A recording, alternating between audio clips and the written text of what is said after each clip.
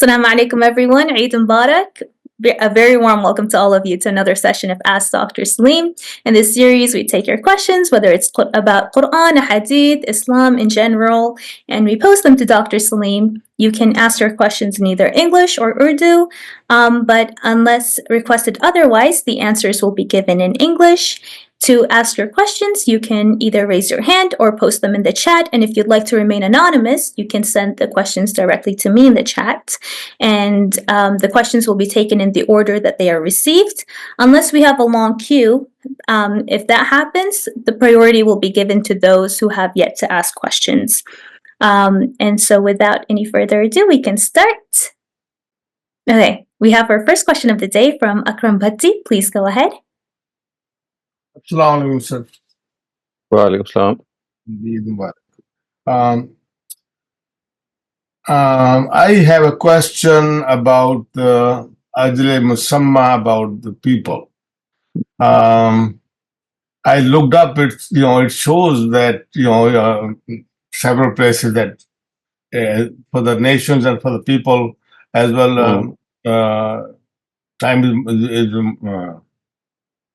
is prescribed time, but जहाँ वो सलाम को खजर का जिक्र है, वहाँ जो बच्चे का जिक्र है, वहाँ पर बच्चे को कत्ल कर दिया, और वहाँ पर वो डिटेल में यह है कि उसे बड़े होके तो खराब आदमी बनना था, उसके पेरेंट्स बड़े नेक थे, तो अगर उसकी टाइम मुतय्यन था तो फिर उसकी लंबी उम्र थी, तो फिर उसको पहले कह दिया, वो समझ नहीं लगी। और इसी तरह से जैसे कोई बंदा जैसे मर्डर हो जाता है तो अल्लाह ताला कहता है सजा बहुत जबरदस्त है कि उसकी अपनी उम्र काट दी हो, तो वो भी है, टाइम मुकर्रर होता है, तो फिर ये इस तरह क्यों है, ये समझ लगती है, समझाइएगा। आपने उर्दू में जवाब मांगा? उर्दू में कहते, इंग्लिश में कहते। अच्छा, तो देखें, ये जो हजरत मूसा का आपने वाकया बताया जिसमें हजरत खिजर ने एक बच्चे की जान ले ली थी, तो उसके बारे में अल्लाह ताला का फैसला भी यही था कि वो उसी वक्त जान लेंगे जबकि हजरत खिजर ने ली थी। ऐसा नहीं है कि वक्त से पहले ली थी, वक्त वही मुकर्रर था। ये हुआ कि हजरत मूसा ने सवाल पूछा जी कि आपने इतने छोटे बच्चे की जान क्यों ली है, तो उसके जवाब में उन्होंने कहा कि अल्लाह ताला की बात हिकमत ये होती है कि बच्चों की जब जान ले ली जाती है बचपन में, तो उसमें कोई ना कोई मसलहत होती है, और इस खास केस में तो मसलहत ये थी कि बच्चे ने बड़े होके एक बहुत बागी किस्म का बच्चा बनना था। तो उन्होंने यहाँ पे जो सारा मामला है वो मसलहत को समझाने के लिए बताया कि बाज़ दफ़ा बाज़ चीज़ें अनएक्सपेक्टेड दुनिया में पेश आती हैं और लगता है कि जैसे बहुत जुल्म हुआ है। जैसे जाहिर है कि बच्चा जब इस तरह से दुनिया से चला जाए तो एक लगता है ना कि ज्यादती हुई है, तो वहाँ समझाना ये मकसूद था कि जो आपको ऊपर से ज्यादती नज़र आ रही है उसके पीछे हिकमत बढ़ी है, तो ये अल्लाह ताला ने हिकमत समझाई है। तो आप इस चीज़ को जहन में रखें कि जब भी किसी की मौत आती है, अगर वो मर्डर से हो या किसी बीमारी से हो, किसी भी वजह से हो, वो अल्लाह ताला के इल्म में है। तो ऐसा नहीं है कि वो वक्त से पहले आती है या वक्त के बाद आती है, उसी वक्त पे आती है। सिर्फ ये है कि अल्लाह ताला को मालूम है कि वो कब मौत होगी, उसकी असबाब क्या होंगे और किस वजह से वो इस तरह से पेश आएगी, तो ये अल्लाह के इल्म में मौजूद है। तो ये भी किसी भी लिहाज से अजल मुसम्मा की जो तरकीब है उसके खिलाफ नहीं है। वो डिटेल थी ना कि बड़ा होना था और उस वजह से मैं कंफ्यूज हो गया कि भाई नहीं, ये तो हाँ, ये तो सिर्फ एक्सप्लेन करने का अंदाज था ना। हजरत मूसा ने जब पूछा कि भाई आपने अवाइल उम्र में क्यों जान ले ली, मतलब ये नहीं था कि आपने जल्दी ले ली, मतलब ये था कि अल्लाह ताला ने जो आपको कहा कि आप छोटे बच्चे की जान ले लें, तो उसके बारे में उन्होंने कहा कि ये जान लेने की वजह ये है कि अगर हम इसकी ना लेते तो मुस्तकबिल में फिर ऐसा और ऐसा होता। बहुत बहुत शुक्रिया सर, जज़ाकल्लाह खैर। Thank you very much. Shabnam, please go ahead. जी थैंक यू सर। मुझे करंट सिचुएशन पे एक क्वेश्चन है सर। ये जो सऊदी अरब के मोहम्मद बिन सलमान ने रिकमेंडेशन पेश की थी कि चर्च, मंदिर और मस्जिद एक जगह हो और इसको तौरा और इंजील और इसको कुरान को कंबाइन कर दिया जाए, और सऊदी उलमा के काउंसिल ने इसको रिजेक्ट कर दिया है। तो सर इसके बारे में आपके व्यूज जानना चाह रही थी मैं, प्लीज।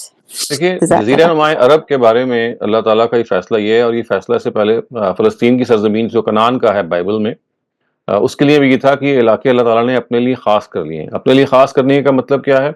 अपनी तौहीद के लिए और अपने दीन के लिए ख़ास कर लिए हैं, इसलिए یہاں پہ کسی دوسرے مذہب کی عبادت گاہوں کو بطور ایک عبادت گاہ نہیں بنایا جا سکتا. آپ کسی بھی اور ملک میں تو ایسا کر سکتے ہیں، لیکن خاص طور سے سرزمین عرب جو ہے، جس کو اس کے لیے توحید کے مرکز کے لیے منتخب کیا گیا تھا، وہاں پہ مسجدوں کے علاوہ کوئی پبلک ورشپ پلیس نہیں کنسٹرکٹ ہو سکتی. ہاں یہ ضرور ہے کہ چونکہ ان کے سفارت کے لوگ ہوتے ہیں یا لوگ وزٹ کرنے آ رہے ہوتے ہیں، تو آپ پریئر پلیس کی طرح کی کوئی چیز ان کو بنا کے دے سکتے ہیں، لیکن مستقل کوئی مسجد جو ہے یا کوئی مندر ہو یا کوئی ٹیمپل ہو وہ نہیں بنایا جا سکتا. تو یہ جزیرہ نما عرب یعنی سرزمین عرب جو ہے یہ اس کی خاص حیثیت کی وجہ سے ہے. اس کے علاوہ تو ظاہر ہے کہ کسی بھی ملک میں، چاہے وہ مسلمان ملک ہو، چاہے کسی بھی لحاظ سے کیسا بھی ملک ہو، وہاں پہ ایسی کوئی پابندی نہیں ہے. وہ نیشن سٹیٹس ہیں، قومی ریاستیں ہیں، اور ان میں سارا کام ہو سکتا ہے. اور چونکہ جزیرہ نما عرب کی خاص حیثیت بعض دفعہ سمجھی نہیں گئی ہے، بعض علماء نے ان کو متنبع بھی کیا، لیکن ایم بی ایس جو ہیں وہ اس سلسلے میں چونکہ خاص ایک یوں کہہ لیجیے ریلیجس ریفارم اسپری پہ ہیں، تو بہت ساری چیزیں نظر انداز بھی ہو جاتی ہیں. تو یہ خاص چیز جو ہے نظر انداز ہی ہوئی ہے. سر انکمپلیٹ رہ گیا سر. سر ایک تو اسی میں ایک تو یہ بات ہے کہ مطلب کیا انہیں کمبائن کیا جا سکتا ہے کہ ایک ہی جگہ پر دوسرے کنٹریز میں، ناٹ ان جزیرہ نما ہاں عرب، ہاں وہ تو اور کیا جا سکتے ہیں. کیا دیکھیے جا اگر سکتا آپ کوئی اگر بت وغیرہ وہاں نہیں رکھ رہے، صرف ایک کمبائنڈ، بہت ساری یونیورسٹیز میں ایسا ہی ہوتا ہے.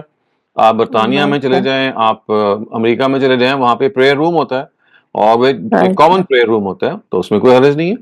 آپ اگر وہاں آپ نے کوئی بت نہیں رکھا یا کوئی اس طرح کی چیز نہیں رکھی جو شرک کی طرف آپ کو لے کے جائے، تو کوئی حرج نہیں ہے.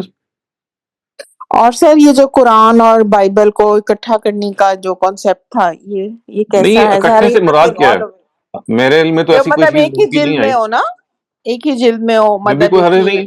اگر ایک ہی جلد میں الگ الگ ہیں اور اوپر لکھا ہوا ہے کہ جی یہ قرآن اور تورات اور انجیل کو ہم نے اکٹھا جلد کر لیا ہے، تو کوئی اگر آپ کو معلوم ہے کہ وہ سیپریٹ تو ہیں نا، یعنی جی سر، سیپریٹ ہوتے ہوئے ان کو اگر آپ نے اکٹھا بائنڈ کر لیا ہے، تو یہ تو اس میں کوئی حرج نہیں ہے، یعنی کوئی مطلب رائٹ کہ سر، ہاں. Thank you sir. Thank you very much. Our next question asks, the companions often said, "O Messenger of Allah, may our parents be sacrificed for you." What was the meaning of this phrase, and what would it be like for us to sacrifice our lives, parents, wives, children, and wealth for Allah and His Messenger? If you could please reply Right. back in Urdu. So this has a very specific and a special background. You see, the companions, the way they had been Sorry to cut you off. Could you Yeah. please reply back in Urdu? Okay. تو یہ جو freeze ہمارے صحابہ استعمال کرتے تھے کہ میرے ماں اور باپ آپ کے قربان، تو یہ ایک ادب کا بھی تھا اور لٹرلی ایک جذبے کا اظہار بھی تھا کہ جب ہم پیغمبر صلی اللہ علیہ وسلم کے ساتھ ایک خاص رابطہ رکھتے ہیں، اور یہ معلوم ہے کہ انہوں نے اپنی ذاتی قربانیاں دے کے اپنے اوپر بہت سارے ظلم کو سہ کے ہمیں دین کی دولت سے سرفراز کیا، قرآن مجید ہم تک پہنچایا، تو ایک بہت بڑا احسان ہے کہ انہوں نے اللہ تعالیٰ کی جو ایک ذمہ داری ہے، وہ بہت مشکل ذمہ داری ہے، اس کے اندر بہت ساری مشکلات تھیں. اگر آپ ان کی زندگی میں کو پڑھیں، ان کی بیوی کے اوپر آپ دیکھیے کہ زنا کا الزام لگایا گیا، ان پر بہت زیادہ پابندیاں تھیں، تہجد کی نماز ان پہ فرض تھی، روزانہ تہجد ایک لمبی آپ یوں سمجھ لیں کہ اوقات میں پڑھنا. اسی طریقے سے بیویوں کے معاملے میں بھی پابندی تھی، وہ طلاق نہیں دے سکتے تھے. تو ان کے پاس بعض خاص چیزیں تھیں جو پابندی کے طور پہ ان پہ دی گئیں. یہی معاملہ یہ تھا کہ کوئی روزگار وہ نہیں اپنے لیے اختیار کر سکتے تھے، کیونکہ مال فے اور مال غنیمت میں ان کا حصہ تھا. تو کچھ چیزیں ان کے خصوص میں تھیں، اور اس خصوص کے علاوہ کچھ ایسی بھی چیزیں تھیں کہ جو آپ کی طرف سے صادر ہوئی، اور صحابہ کرام کو اس کی بہت بہت بڑا بینیفٹ ملا. تو یہ ایسے ہی ہے جیسے آپ ادب سے یہ کہیں کہ اللہ تعالیٰ کہ پیغمبر آپ نے ہمارے لیے جو کچھ کیا ہے، اس میں تو یہ بھی حق کم ہے کہ ہماری اپنی جان اور ہمارے ماں باپ کی جان آپ کی قربان ہو. تو یہ ایک عقیدت کا اظہار ہے، ایک محبت کا اظہار ہے، اور یہ محض عقیدت بھی نہیں ہے. بعض اوقات ایسا بھی ہوا کہ آپ کو واقعی یہ کام قربان کرنا پڑا. یعنی اس کا مطلب یہ ہے کہ اگر ہمیں آپ کے پاس آنے کے لیے اپنے والدین کو بھی چھوڑنا پڑے تو ہم اسے گریز نہیں کریں گے، اگر وہ والدین شرک میں ہیں یا مثال کے طور پہ وہ کسی ایسے مذہب پہ ہیں کہ جس کے نتیجے میں ان کو چھوڑنا پڑے گا. تو یہ اس چیز کا اظہار ہے. Thank you very اور much. آج کل آپ نے سوال کا دوسرا حصہ یہ تھا کہ آج کل کیا ہوگا. تو آج کل ظاہر ہے کہ نبی صلی اللہ علیہ وسلم تو ہمارے سامنے نہیں ہے، یہ تو اصل میں ان کو مخاطب کرنے کا ایک جملہ تھا، اور وہ اس مخاطبت کے لحاظ سے ایک بڑا ادب کا اظہار بھی تھا اس میں. Thank you very much, Dr. Saleem. Noor Khan, please go ahead. Yes, thank you. Sir, my question is related to epistemology. Ghamidi صاحب نے اپنی کتاب مقامات میں کچھ آرٹیکلز لکھے ہیں اضطراری علم کے عنوان سے اور علم کی بنیاد کے عنوان سے، تو وہ بھی اس پہ بات کرتے ہیں. مجھے یہ جاننا ہے کہ جو فرسٹ پرنسپلس تھنکنگ ہے، کیا یہ کتنی امپورٹنٹ ہے as a field of knowledge, اور پلس ان آرٹیکلس کو پڑھ کے اور کچھ اس کے بارے میں اور پڑھ کے I feel like this is the most important thing جو کہ ایک انسان کو پتہ ہونی چاہیے ایز اے ٹول، بیکاز اس کے علاوہ you can not distinguish between what is true and what is false, اور آپ کے لیے ہر طرح کی انفارمیشن بس ایک جس کو آپ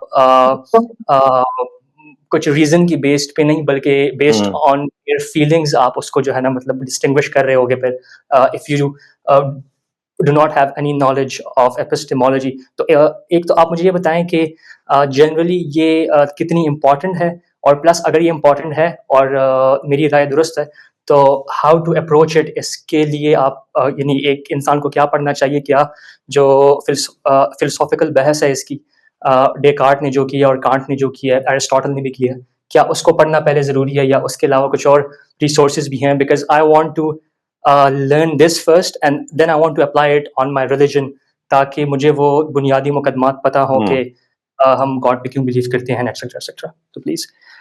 تو دیکھیے، پہلی بات تو یہ ہے کہ ڈیکارٹ ہوں یا کانٹ ہوں یا ارسطو ہوں یا افلاطون ہوں یا کوئی بھی فلسفی ہو، اس کو پڑھنا جو ہے یا پڑھ کے قرآن مجید تک آنا کوئی شرط نہیں ہے. فلسفہ آپ کو معلوم ہے ایک انٹائرلی الگ ڈسپلن ہے، اور اس میں ایپسٹیمولوجی ایک امپورٹنٹ ڈسپلن، ایک سب ڈسپلن کے طور پہ پڑھایا بھی جاتا ہے اور پڑھا بھی جاتا ہے.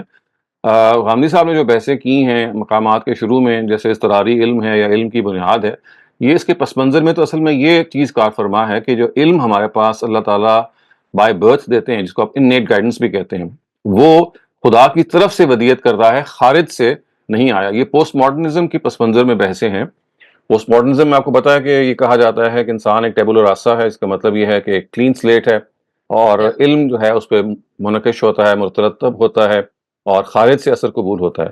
تو اس پس منظر میں انہوں نے یہ بتایا کہ دیکھیے علم کے کچھ وہ حصے ہیں جو انسان ایکوائر کرتا ہے، اور کچھ وہ حصے ہیں جو دنیا میں اللہ تعالیٰ کی طرف سے لے کے آتا ہے، اور اس کو کہتے ہیں اضطراری علم. جو فرسٹ پرنسپل اس کو آپ کہہ سکتے ہیں، اے پرائیوری ہیں، یہ انسان کے پاس پہلے سے موجود ہیں. اور اس میں سب سے بڑا جو اظہار ہے وہ خیر و شر کا ہے، یعنی moral right and moral wrong جو ہے، it is not that we get to know about it when we come in this world, it is something that we bring in this world with our own selves. اور اسی کو اضطراری علم کہا جاتا ہے کہ you already have this in this world. آپ خیر و شر کے شعور سے باخبر ہیں، چاہے آپ مسلمان ہیں، چاہے آپ کچھ بھی ہیں. اگر آپ انسان ہیں تو انسان کا یہ جوہر ہے کہ وہ اس علم سے خداوند تعالیٰ نے اس کو بہرہ مند کیا ہے. اور اس کی وجہ یہ بتانے کی یہ ہے کہ دین جو اللہ تعالیٰ نے دیا ہے وہ اس کے اوور اینڈ ابو ہے، یعنی اس اضطراری علم کے یا اس علم کے کہ جو بیسکلی ہمیں خداوند تعالیٰ نے دیا بائی برتھ، جس میں ہمارا کانشینس اس کا جج کرتا ہے، اور ہماری جو ٹریٹس ہیں ہم کو وہ بتاتے ہیں. جہاں پہ اس کی حدود ختم ہوتی ہے وہاں پہ اللہ تعالیٰ کی وحی شروع ہوتی ہے. گویا کہ یہ وہ بیس یا فاؤنڈیشن ہے جس کے اوپر مذہب کی تعمیر کی جو عمارت ہے اس کی تعمیر کی گئی ہے. یہ پس منظر ہے. اگر آپ اتنی سی بات جان لیں اور اس کے بعد اگر آپ قرآن کو یا دین کو پڑھنا شروع کریں تو یہ اس کے علاوہ آپ کو کسی فلسفی کو پڑھنے کی ضرورت نہیں. وہ آپ ویسے اپنے شوق سے پڑھیں، ضرور پڑھیں، لیکن ایسا نہیں ہے it's a prerequisite to study the Quran اور religion for that matter. Thank you so much sir. Thank you so much. Thank you very much. Mujtaba, please go ahead. Okay, my question is regarding forex trading. Is there is a zero sum game in forex trading? At somebody's loss, you get profit. Is it halal or haram? Well, what exactly is, you'll have to educate me first on forex trading. I mean, if it is just a trading of your foreign exchange, which means that you are just buying and selling because of the value of currency changing, there should be no problem with that. I mean, this is how market forces work. It's not just with currency, it works with the goods that you have in the market. They also at times go up and down, and it's not always in the right way. I mean, there's a lot of artificial factors involved, even in normal market goods that we buy. So, I mean, that they have to be addressed separately.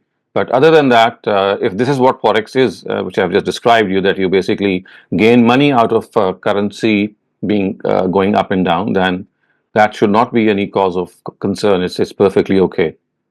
Okay, it's not. It's only selling and buying. But I'm asking technically, if somebody sells, so if he loses, if he gets the loss, the other person gets the profit of it. So it's this. This is simple, but No, somebody loss is the benefit of no. somebody's. This is there is no problem with this. This is how market value works.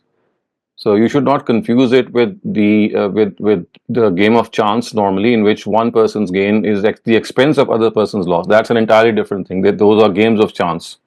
This is not a game of chance. This is basically market forces. They act on the currency at times naturally, at times artificially. So yes, those market forces, they have to be addressed separately. But in itself, there is nothing wrong with forex business. But somebody's not doing anything. He's just pressing the buttons and all that. That is, I mean, that is what I was saying when I was referring to the fact that there are a lot of artificial factors involved. But then, of course, it's not just pressing the button. You have to study various charts in which you have to make a call whether the currency is going to go up or going to go down. So there is some intellect also involved. It's not just random selling and buying. But it's totally fine. It is more or less fine. I mean, it cannot be entirely regarded to be fine, but more or less it's okay in current circumstances.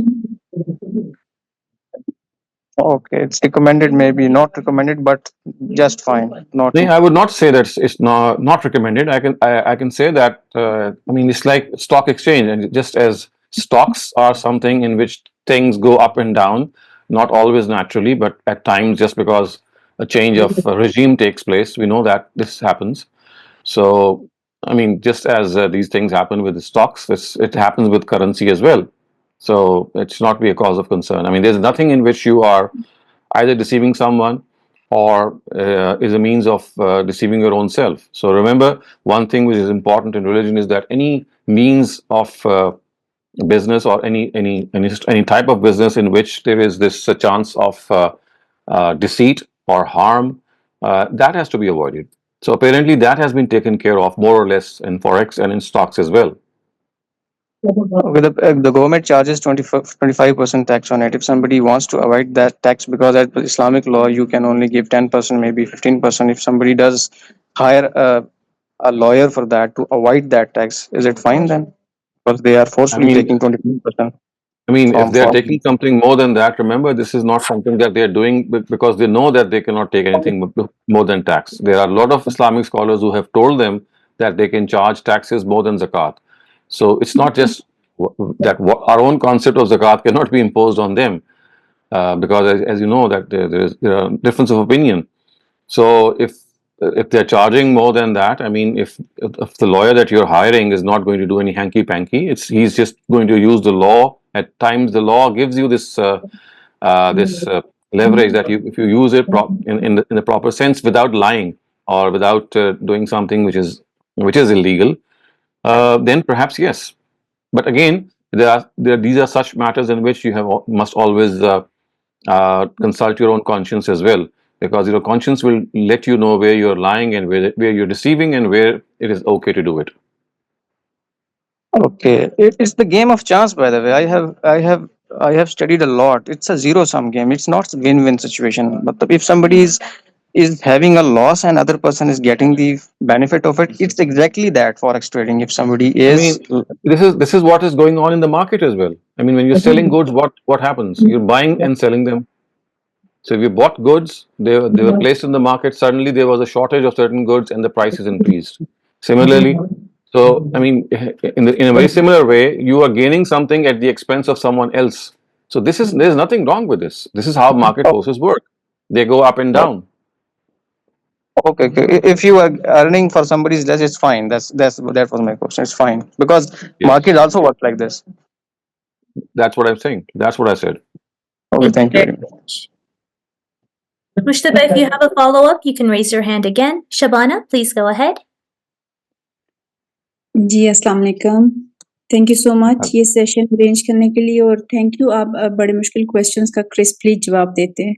तो मेरा सवाल ये है कि मैं अभी 50 years की हूँ, اور شروع سے ہم گھر میں یہ ریچول یا پریکٹس تھی کہ جب ہم روزے نہیں رکھتے تھے پیریڈس کی وجہ سے تو ہم اپنے بھائیوں بابا وغیرہ کے سامنے روزہ پوز کرتے تھے، لیکن اب میری بیٹیاں جو 18 اور 20 ایئرس کی ہوئی ہیں تو وہ کہتے ہیں کہ ماما یہ تو ہم جھوٹ بول رہے ہیں، ہمارا روزہ نہیں اور ہم بھائی کو کہہ رہے ہیں کہ روزہ ہے، تو مجھے اس میں گائیڈ کریں کہ کیا ٹھیک اپروچ ہے تو کہ کرنی چاہیے مجھے اور میری بیٹیوں کو۔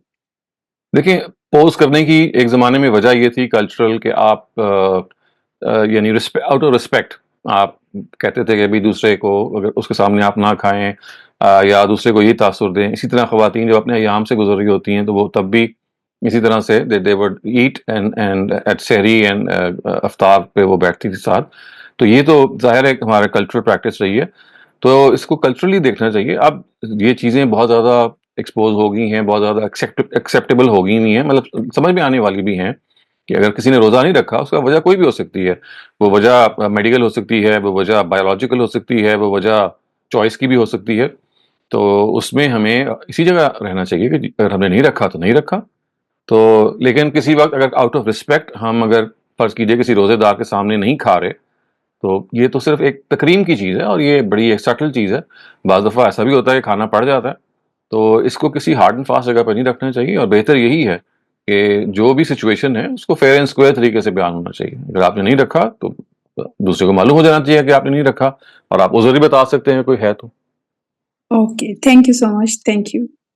Thank you very much. Riaz, please go ahead. السلام علیکم ڈاک.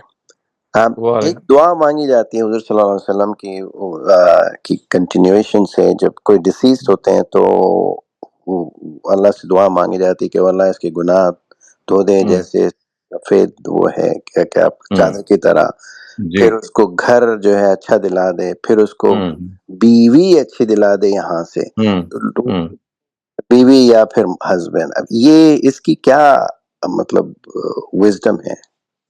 وزڈم یہ ہے کہ بہت سارے لوگوں کو دنیا میں برے شوہر اور بری بیویاں ملی ہوتی ہیں اپیرنٹلی. اگر آپ کوئی آدمی اسیس کرے کہ بھائی اس سے آئندہ دنیا میں اس کو اچھی بیوی دے دے، اچھا شوہر دے دے تو کیا حرج ہے. اور ظاہر ہے کہ وہ دینا ایسا تو نہیں ہوگا کہ اللہ میاں اٹھا کے زبردستی دے دیں گے، کنسینٹ تو لیں گے ہی نا. یہ تو ایک دعا ہے کہ اگر دنیا میں کوئی ایسا رشتہ اس کا وجود میں آ گیا کہ جو بیوی اور شوہر ایک ہوتا ہے نا خاندان اس طرح سے نہیں بنا، تو اس سے بہتر بیوی عطا کر. اور میں تو اس کو بھی کہتا ہوں کہ فرض کیجئے کہ آپ کو اچھی بیوی بھی مل گئی ہے اور آپ نے اللہ تعالیٰ سے کہا کہ بھی اس سے بھی اچھی دے دیں، تو یہ تو آپ کی ریکویسٹ ہے کہ بھئی چونکہ ایک کمپینین شپ کے بغیر انسان کا ایک تصور جو ہے ہمیشہ کے لیے زندہ رہنا اور انجوائے کرنا وہ نامکمل ہوتا ہے. تو اگر آپ کو ایک اچھا کمپینین اور اچھے سے اچھا مل جائے اور دونوں اپنے کنسینٹ سے ہی ظاہر ایک دوسرے کے کمپینینز بنیں گے تو یہ تو ایک نئی خواہش کا اظہار ہے. اور اظہار جو ہے وہ آپ کی طرف سے اگر ہو بھی گیا تو فائنل فیصلہ تو انہی صاحب نے کرنا ہے، انہی صاحبہ نے کرنا جو وہاں پہنچ گئی ہیں یا پہنچ گئے ہیں. اچھا، تو ایک ایسے ہی چھوٹا سا انسٹنس ہوا جہاں پہ جو ہے وہ ہسبینڈ جو ہے لڑ پڑے اپنے نماز پڑھانے والوں سے، کہنے بھائی اس سے اچھی میری بیوی مل آ سکتی ہے. اس سے اچھے کیا؟ اس سے اچھی مجھے بیوی کہاں مل سکتی تھی. ہاں تو ٹھیک ہے، آپ ان پہ قائم رہیے گا، لیکن کوئی اگر دعا دے دیتا ہے تو مطلب اس کی مرضی ہے دعا دینے والے کی. تو ضروری تو نہیں ہے نا کہ وہ وہاں جا کے اپنی اچھی بیوی سے دستبردار ہو جائیں. بیوی سے بھی پوچھنا چاہیے کہ وہ بھی آنا چاہتی ہیں آپ کے پاس کہ نہیں. By the way Ammar Rasool, you're up next. جی السلام علیکم. جی وعلیکم السلام. ڈاکٹر صاحب, my question is regarding this confusion about destiny which we are told to believe in, qadar, and also at the same time believe that we have free will. Now I understand how Ghamidi Sahab has put it forward in different discussions. And one thing that he says which is very beautiful is کہ خدا اپنے علم کو آپ کے عمل کے اوپر امپوز نہیں کرتا. Like he knows what you are going to do, but at the same time he does not interfere, or his knowledge does not drive you. جی ہاں. Yes. لیکن مجھے ایسے فیل ہوتا ہے ڈاکٹر صاحب as if especially the incident of Hazrat Khizr in Surah Kahf, in that particular incident, God Almighty is constantly interfering in people's lives based on his knowledge of the future. That's what the whole incident is about. So that to me seems like like a confusion that is God interfering in people's lives based on his knowledge about the future, or is he not? So see, these are two separate things. I mean, interfering in the lives of people and taking a decision is perfectly okay. That is what he's doing. That is what God is supposed to do. This is another thing. But making you do certain things willfully or intentionally, that is something an entirely different story. That he doesn't do. He does not make you an evil person in the sense that he is going to drive you to become an evil person. When you do something evil, it's going to be your own choice. This is a separate thing. But the fact that at times he might give you a short life or a long life, or he might not allow you to maybe go to the office one day, some incident happens. So all these things they are interferences in our lives, but those interferences are always subtle, they are always indirect, and they are never in the sense that, I mean, you are going to follow the dictates of God in the sense that He has driven you in this direction. You will do whatever comes to your mind, and that at times is something which results because of God's planning. And that planning again is something that's not going to affect you in a way that's going to drive you. You are going to drive yourself. But the planning that at times happens is that he stops you from doing certain things. Maybe one day you had to go to the office, and you were struck by fever. You did not go, and there was a chance that had you gone on that day, there could have been a bomb blast. There could have been an accident. So these are things that subtly takes place. They take place at times, and they are part of God's scheme, and they are in no way hindering our intent. Because I tried my best to go out, but there was a fire outside. There were lots of rain outside. I didn't go. So you see, these are indirect obstructions that he causes in order to divert us from at times bigger problems. But it's not that he forces us to do so. These are natural hindrances.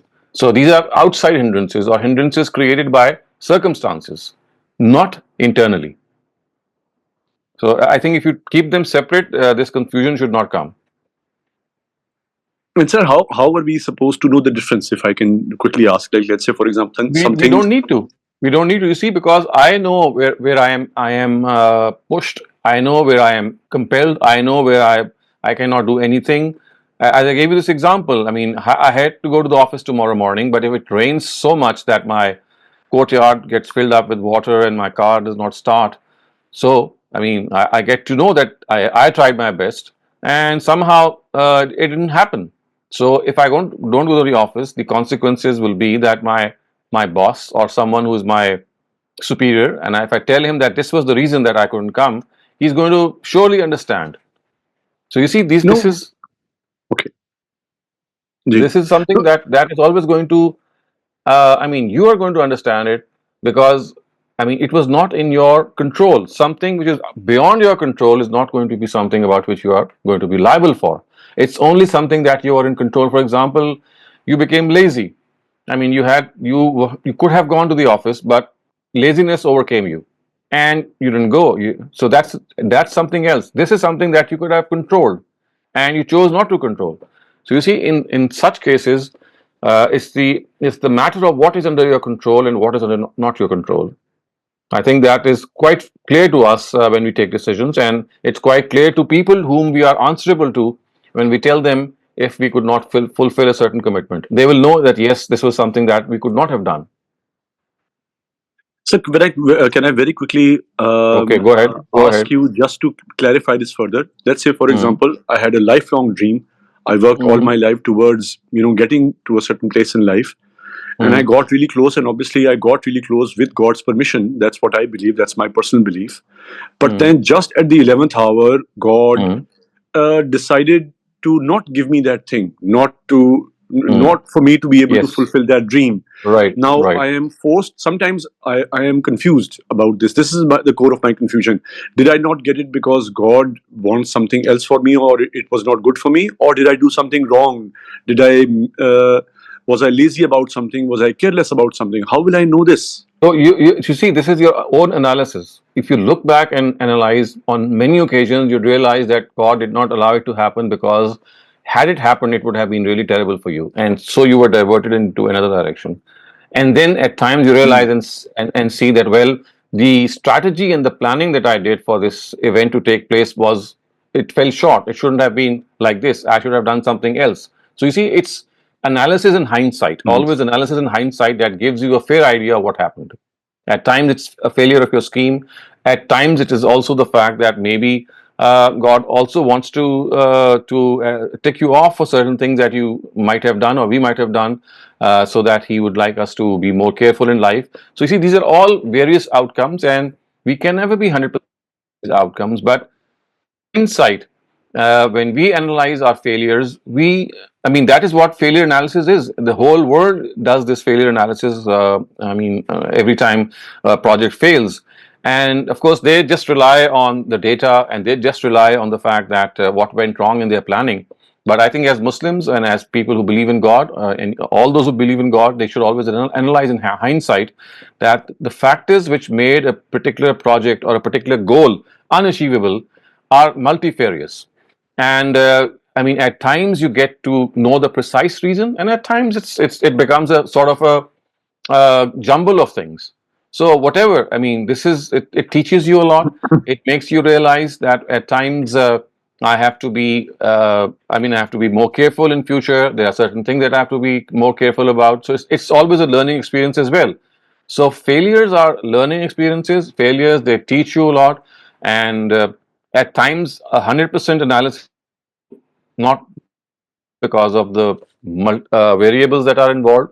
So it's like a analysis that you have to keep on doing. Sometimes the analysis is conclusive, and at other times it remains inconclusive. So there's no guarantee of a conclusive analysis. Yes, at times you exactly get to the crux of the problem, and you say, "Oh, this is the mistake I made." At times, it's a difficult thing. This happens to every person. It's a global phenomenon. Thank you very much, sir. Thank you. Rafia Khwaja, please go ahead. And I'd like to remind all the participants to limit their questions to one, because we're approaching the halfway point of this session. Assalamu alaikum, Dr. Shehzad. Dr. Shehzad, I want to ask you about conscience. Now, we all have a conscience, but each one of us, our conscience is at a different level. Some people, their conscience pricks them a lot on every little thing, and some people, it doesn't. So, मैं आपसे ये पूछ रही हूँ कि should each one not act according to their conscience, because each one of us is answerable to God? But I do notice that different people have a different way of thinking. Some से अच्छा गलती हो गई कोई बात नहीं, और कोई कुछ ऐसे होते हैं जो कहते हैं नहीं गलती क्यों हुई, और and they sort of beat themselves to say कि नहीं क्यों किया. And I sometimes have this tendency of constantly blaming myself, but why did I do it? So what is the best way of handling this? Well, as I said, it's self-analysis. It is just as we were discussing in the previous question, that analysis of your failures. What was the reason of your failure? What exactly happened? What went wrong? Failure analysis is a very developed science in this world, and you can include how God made things happen or not happen for you for reasons. So I think that if you do that analysis, at times that analysis is quite conclusive. You get to the point of the reason of your failure, and at times it doesn't remain very conclusive. As far as your conscience is concerned, remember, it's not that there are people who have a very sharp conscience and there are people who have a lesser sharp conscience. It's the question of how much you rely on your conscience. The more you rely on your conscience and the more you listen to your conscience, the sharper it will remain. But if you put it falls into disuse.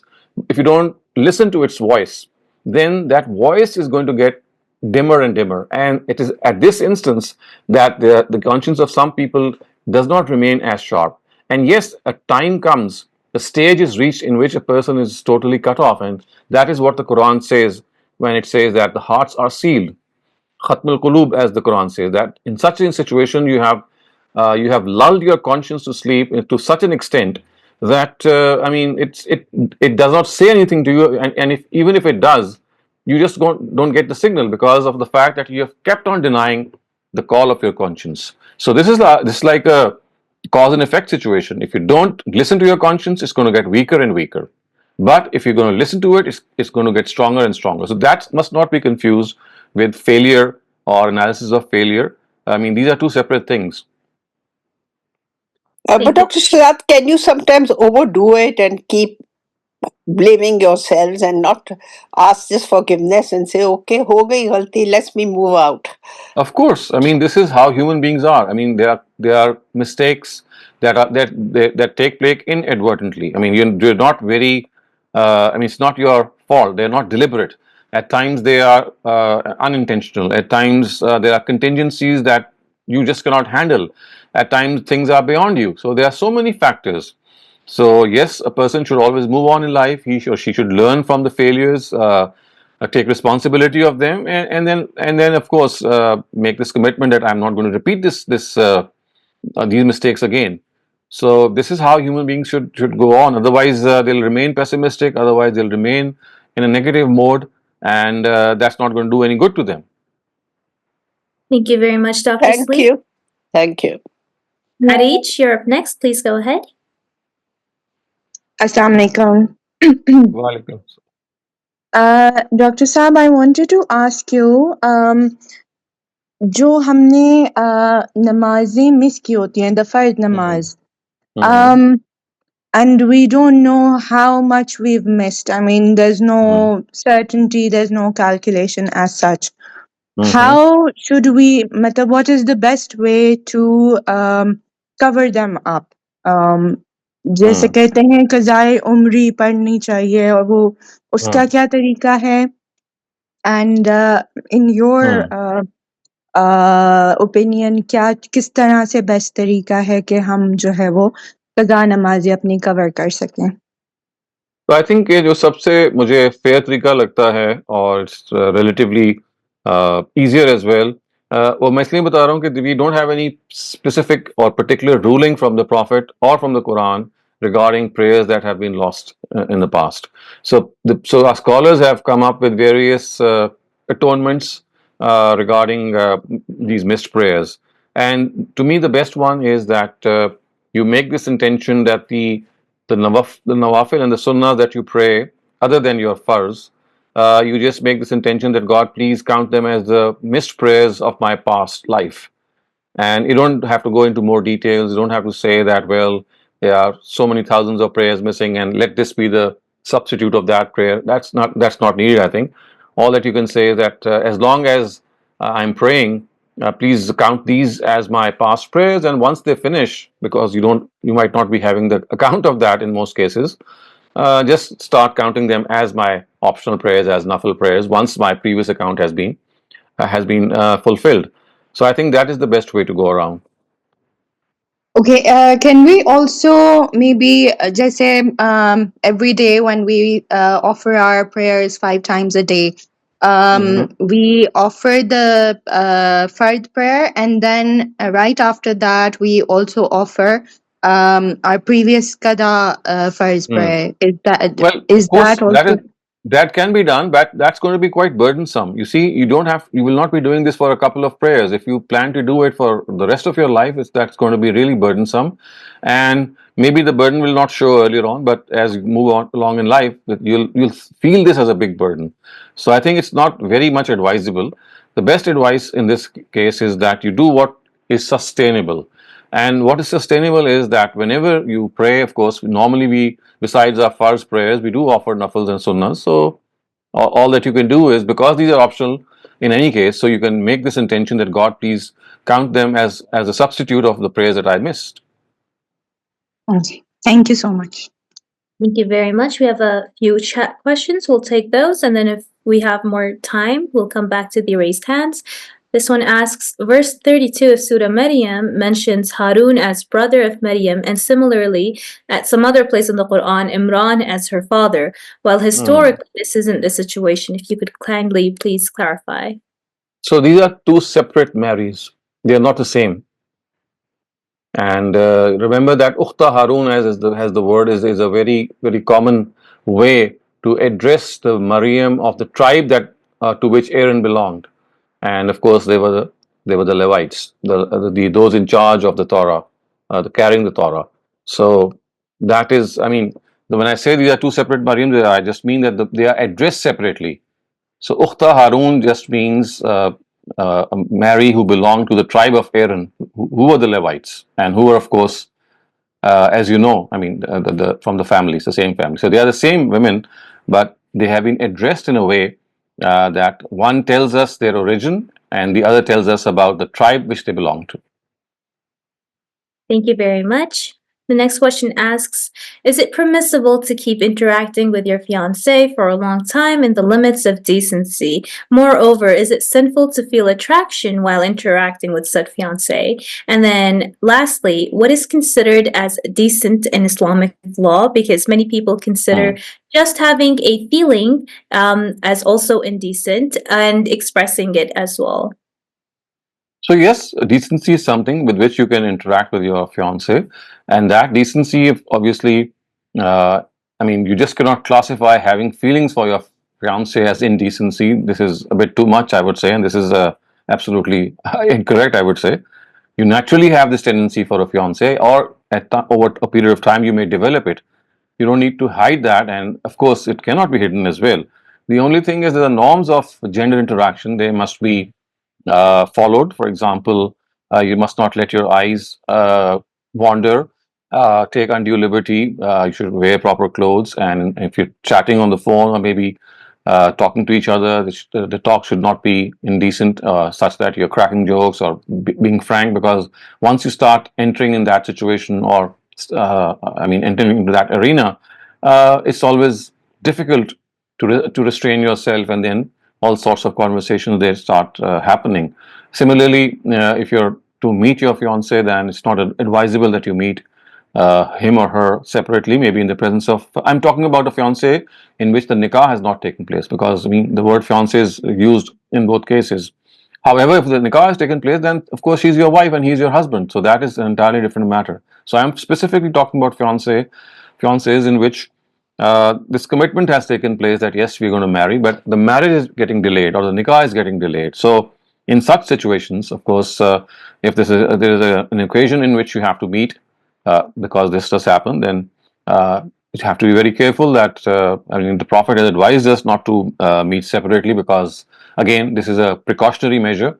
Because when you start meeting separately, then people can start talking about you in a different way. It affects your reputation. It also affects your inner purity. So that's not advisable. Meet in the presence of your parents, or maybe in the presence of friends, or maybe in a cluster meeting, sort of that. So as long as you maintain these norms, it should not be a problem. Thank you very much. The next question asks, what is meant by wasteful spending? Would spending lavishly on food, drink, and clothing be considered wasteful spending? And if you could please reply. Yes. Of course. So the word has been used in the Quran. The word for wastefulness is israf. Again, could you please answer in Urdu? Okay.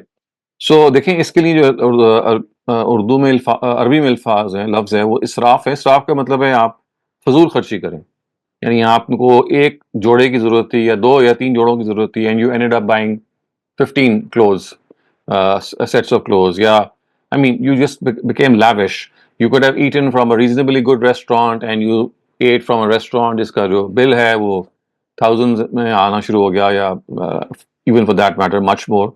So I think that is what is lavish spending, and the best way to check yourself is your own conscience.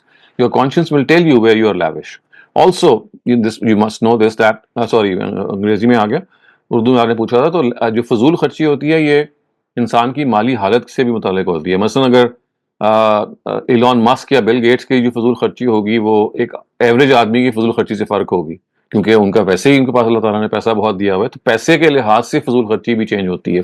किसी के लिए हो सकता है एक BMW बिल्कुल एक ordinary सी चीज़ हो, लेकिन एक आम आदमी के लिए बहुत एक्सपेंसिव हो. तो it all depends on the financial situation that you are in. तो इस वजह से फजूल खर्ची का कोई एक म्यार नहीं है कि तमाम लोग फजूल खर्ची जो है वो उसमें बराबर कर दिए जाएं.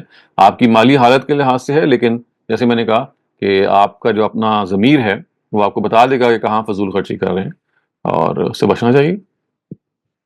Thank you very much, Dr. Saleem. The next question asks, is it against tawakkul if one prays for a specific person for marriage, besides relying completely only on Allah to hand over all the affairs, even the marriage? Some scholars condemn praying for specific persons as it shows that we are teaching Allah what is good for us. I think this is not at all the case, because we are not teaching Allah, we are requesting Allah. I mean, we're just presenting our heart's desire, our own recommendation that God, make this the person, this is my wish. And obviously God's going to answer or honor your request on his own principles. So it's not that you are dictating God. All that you're doing is you're presenting your own preference. I don't think there's anything wrong with this.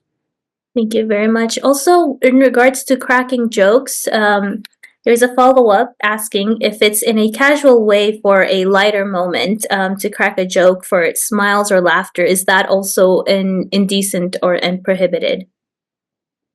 Well, I think I would not say it's indecent or prohibited. I would just say that it's like throwing caution to the wind. It's like, I mean, you see, when these things start happening, they don't stay where they are.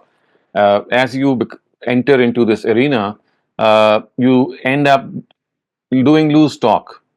And it's not just small talk, it's loose talk. And because you see, jokes and then becoming candid and frank is the essential consequence, that when you start cracking jokes, not that you're going to, I mean, confine yourself to a single joke. I mean, it could gradually increase. And as a result of which, at times things can go very far. But having said that, I would not say that this is an absolutely forbidden thing. All that I can say is it's a precaution that it's good to exercise. But of course, at times it's not possible, especially when the delay is getting unnecessarily long, and the marriage is not taking place and it's being prolonged for various reasons. So again, I would say ask the person to please. The best judge is your own gut feeling, your own conscience. It tells you where you are exceeding the limit and where you should put on the brakes. Thank you very much, Dr. Saleem. The next question asks, after the culmination of the institution of prophethood with the demise of the last prophet, peace be upon him, is it possible that divine contact through angels is still possible, as was the case with Maryam alayhi salam? Although Maryam was not a Nabi or Rasul, she came into contact with an angel and spoke to one.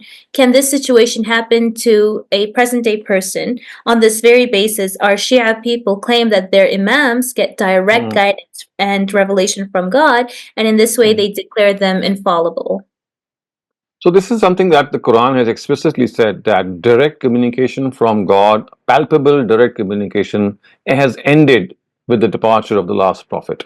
Other than that, for example, getting a brain wave, getting an idea, getting something in your mind that comes that could be right and wrong, that is something that can always happen. And at times God inspires you something in your mind, but we cannot be certain after the termination of the institution of prophethood whether something that has come in our mind is God inspired or maybe just our own thinking. So this is absolutely a door that has been closed. We just cannot say that angels do communicate or bring the message of God, or as a result of that someone becomes infallible. So precisely that is the reason why infallibility has just finished with the departure of the last prophet.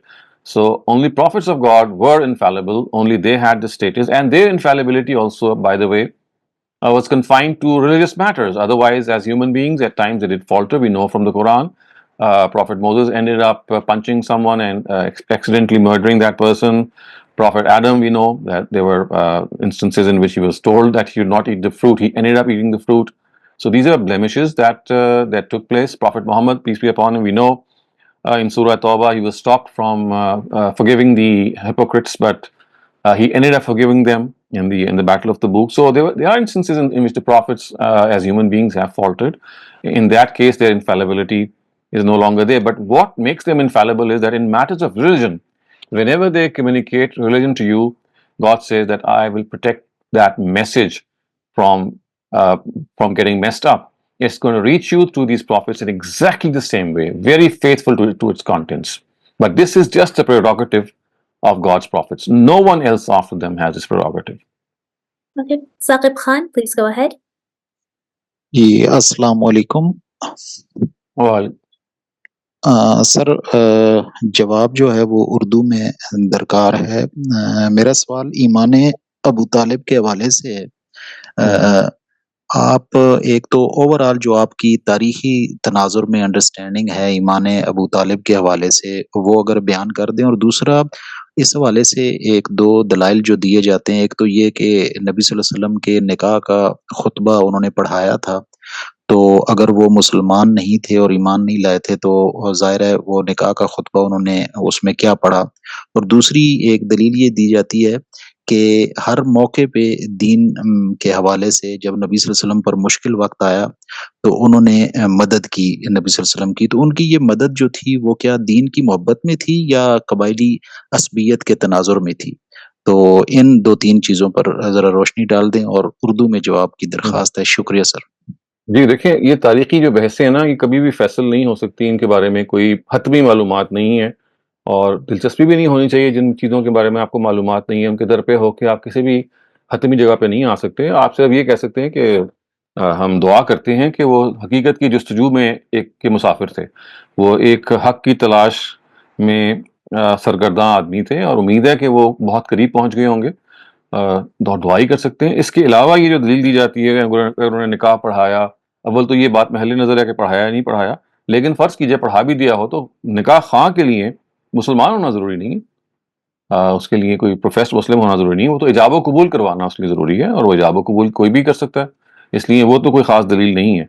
लेकिन मैं इस मामले में खामोशी इख्तियार करता हूँ और मैं दुआ ही करता हूँ कि अल्लाह ताला ने उनको तौफ़ीक दी होगी, जितना वो आगे होंगे उतना आगे होंगे, क्योंकि मेरे पास कोई हतमी मालूमात का ज़रिया नहीं है। मुख्तलिफ़ क़ियास की चीज़ें हैं, मुख्तलिफ़ रवायतें हैं, मुख्तलिफ़ वाक़यात हैं, उनमें से कुछ कोई ऐसे कतई वाक़यात नहीं हैं कि जिनकी बुनियाद पे मैं कोई राय कायम कर सकूँ। मैं तो यही दुआ कर सकता हूँ कि उन्होंने अपने भांजे को जब इतने करीब से देखा होगा और उनके बारे में जो कुछ भी उन्होंने किया होगा, ज़ाहिर है उनकी वो बचपन से वो वाकिफ़ हैं। उनके दुश्मन भी उनको सादिक और अमीन कहते थे। तो काबिले क़यास बात तो यही है कि वो समझ गए होंगे और उनको मौका मिल गया होगा। ताहम कुछ वसूख से नहीं कहा जा सकता और मेरा ख़्याल है कि हमें यहीं रुक जाना चाहिए। इसके आगे हम सिर्फ़ क़यास के घोड़े हैं जो दौड़ा सकते हैं और जो मुनासिब नहीं है। शुक्रिया sir. Thank you very much. Ammar Rasool, please go ahead. जी, अस्सलाम वालेकुम once again, Dr. Sir. वालेकुम अस्सलाम। Dr. Sir, my question specifically was about Amruhu Shura Bainahum, that ayat that for the first time from you and other scholars who belong to the same school of thought, this tashri has come forward that it basically this ayat means that God is telling us that democracy is the way for us Muslims as far as form of governance is concerned. So my question is, first of all, those scholars who seem to be more in number, who do not believe that this verse is about democracy, what do they think this verse is about? And secondly, sir, my question is regarding the overall history of Islamic governance. Like, for example, obviously it was in God's knowledge that democracy will not take root in the Muslim world. It still hasn't. And also at the same time, in the Quran, he tells us to follow our rulers, whoever they might be. Like, for example, where it says that we should follow the Prophet and God, like Atiullah and Atiur Rasul. In the same vein, it tells us to follow our rulers, whoever they might be. And so indirectly, it is telling us to follow whoever is in power, whether they come in through legal means or illegal means, through constitutional means or unconstitutional means. So then the first order or decree is being nullified indirectly. Like, there is no repercussion, there is no if a ruler comes in through the back door, there is no repercussion for him or for the people who are then ordered to follow him. So this is the question. Thank you. So you see, this is a question of understanding a text of the Quran. For example, if I play the devil's advocate, if, for example, they genuinely understood that Islam does not talk about consulting people and basically it's nomination and a ruler has the right to veto, and they saw the whole caliphate from, let's say, Abu Bakr to Sultan Abdul Hamid, the last caliph of the Ottoman Empire, and they have these 14 centuries bearing witness to them that this is how things work, that there was a caliphate, there was a person who was a dictator, who was a monarch, and this started off in their view right with the time of Abu Bakr, because to them he was also nominated. So it all depends on their understanding. If this is their understanding, and what can I say? So remember, the Almighty does not drive people to understand what He thinks the truth is of a particular verse. He has revealed the Quran. He has left its interpretation to people. So remember, as far as our accountability is concerned, it's going to be on the basis of what we sincerely understood, even if we understood wrongly.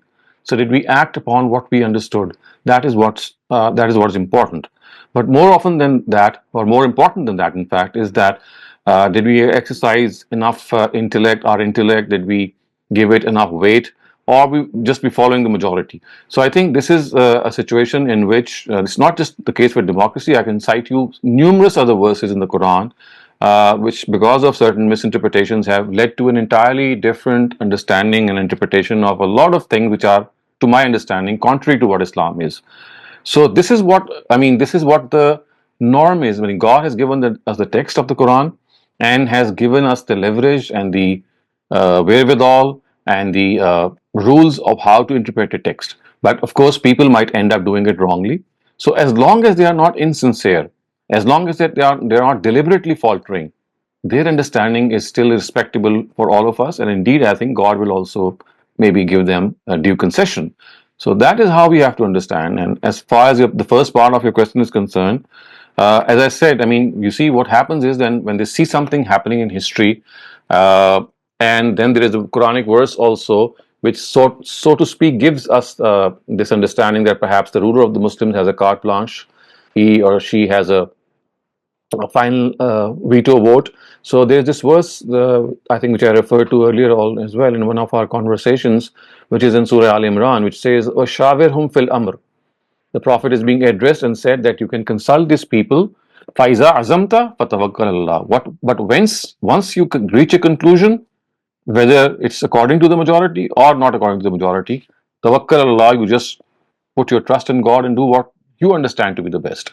So they think that this is what the Quran is telling us, that a person who is the ruler of the Muslims is the one who is required to take the decision. Yes, he is required to consult, because the verse says shawirhum fil amr, that you consult them, but it never says that you are bound by their consultation. So that is what the majority has normally seen. And more than that, as I said, right after the Prophet's demise until 1924, this is a long period of history in which they saw that this is how the Khilafat-e-Rashida, the Ottomans, before them the Abbasids, the Umayyads, they were all kings, they were all monarchs. And what do monarchs do? They have ultimate power. They can veto any ruling. So this is how they understood. So it all depends how you understand. You have to give this leverage to every single person. As I said, it's not just a question of democracy or shura. It's virtually the same case in every verse of the Quran. I can cite you examples in which people have derived tasawwuf or wahdatul wujud from the Quran. They have derived communism from the Quran. They have derived the lack of abolition of slavery from the Quran. I think in this regard, it is one of the most understood as well as misunderstood books. So what can be done to stop them, except the fact that what the true understanding is, that should be presented with all its arguments, with all its reasoning, in the best possible way, and invite other people that they should not have a bias towards a particular understanding, not because some of their imam or because some of their senior authority has a particular opinion that you should follow it, but you should follow. If you have contesting opinions before you, then weigh the reasoning behind each contesting opinion and then form an opinion. So this is what we call academic learning. What we Muslims at the moment suffer is from this ailment, which is called intellectual stagnation, lack of academic learning, blind following. So I think if this is addressed, then there should not be a problem if people have different views and they lead their lives according to these different views. But at the same time, when they reject a view, it's not because of some, because the majority is against it, but because they think that the reason that has been offered in its support no longer holds, and they have now come to understand that different opinion is more reasonable, is more logical. So if this academic learning, I would say, or this academic approach is adopted in our Muslim Ummah, I think a lot will improve. But unfortunately, I don't see any hope or light at the moment that this academic approach can be imbibed very soon. This one asks, what should be our belief towards the istawa ala al-arsh and the asma' wa sifat of Allah? Again, you see, if you know proper language, linguistics, and how language works, you will always know that istawa al arsh does not mean that he literally sat down on his throne. It just is it's a metaphor telling us that he is governing. He's still governing the universe. He's not just made it and handed over to his deputies, which was the case when the mushrikun or the idolaters, they would worship these deities. They thought that God has handed over certain parts of it, his administration or parts of his empire, to certain other people, and he himself is no longer relevant. So to them it was said that he has created this world, khalaqas samawati wal ard, summa stawa ala al-arsh, and then he sat on the throne, not literally sat on the throne, but he's still governing it. He's not created and then gone aloof or just handed his empire over, and he's still in charge of it. So that is what is actually meant by istawa al-arsh. And what was the second part? Asma' wa sifat of Allah. So asma sifat, what is the difficulty in them? If he is ar-Rahman, if he is Rahim, if he is al-Jabbar, if he is Quddus, so these are common Arabic words, and they tell us what exactly God is. So in fact, these attributes of God, they are the best introduction to God. They tell us, because we know what ar-Rahman means, we know what ar-Rahim means, we know what al-Aziz means. So these are Arabic words that are well known to us. They're asking about like his features, like having hands or feet or face. There is no such thing as having hands and feet mentioned in the Quran in a literal sense. Fasamma wajhullah, aynama tuwallu fasamma wajhullah means that wherever you turn, you'll find the face of God. It's not speaking literally. It's just telling us that He's omnipresent. Wherever you are, you'll find Him there. It's not wajhullah. Wajhullah does not, the word wajh actually means the face. But here it does not actually refer to the face. It just refers to the fact that He is ever present. Wherever you will turn to, He'll be there. Similarly, Yadullahi Maghlula, that His hands are tied, this is a metaphor for the fact that the Jews would say that He's a stingy person and He just gives to whomsoever He likes. So God says, that bal yadahu mabsutatan, that His hands they are not tied. He has His own will to implement Himself. So if you take each of these examples, you'll get to know that it's just a question of understanding the language in its proper perspective. And in no place does it refer to the hands or feet or the face of God in the literal sense. Thank you very much, Dr. Saleem. That was all the time that we had today for questions. See you all soon. Assalamu alaikum wa rahmatullahi wa barakatuh.